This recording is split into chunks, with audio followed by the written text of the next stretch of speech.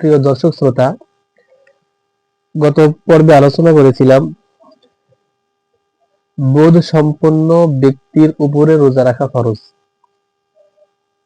এবং প্রাপ্ত বয়স্ক ব্যক্তির উপরে রোজা রাখা ফরজ, এই কথা দুইটা বলেছিলাম।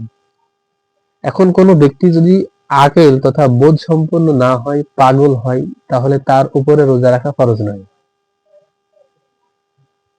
অনুরূপ ভাবে অচেতন ব্যক্তির উপরেও রোজা রাখা ফরজ নয়। অপ্রাপ্ত বয়স্ক নারী বা শিশুর উপরে রোজা রাখা ফরজ নয়।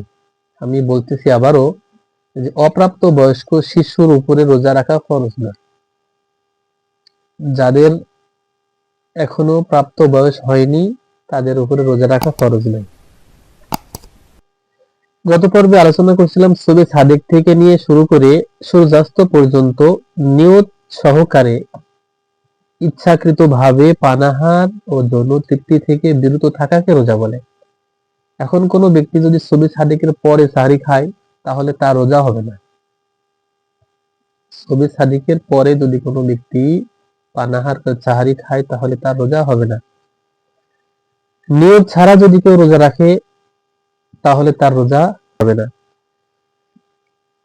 ইচ্ছাকৃতভাবে পানাহার যদি কেউ করে তাহলে তার রোজা ভেঙে যাবে। ইচ্ছাকৃতভাবে যদি কেউ যৌন তৃপ্তি আস্বাদন করে, যৌন মিলন ঘটায়, তাহলে তার রোজা ভেঙে যাবে। তাহলে ইচ্ছাকৃতভাবে পানাহার করা যাবে না, ইচ্ছাকৃতভাবে যৌন মিলন করা যাবে না। নিয়ত সহকারে রোজা রাখতে হবে।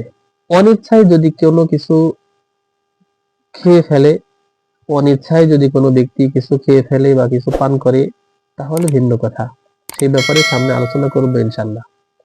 এই উপস্থিতি, এই ছিল আজকের সংক্ষিপ্ত আলোচনা।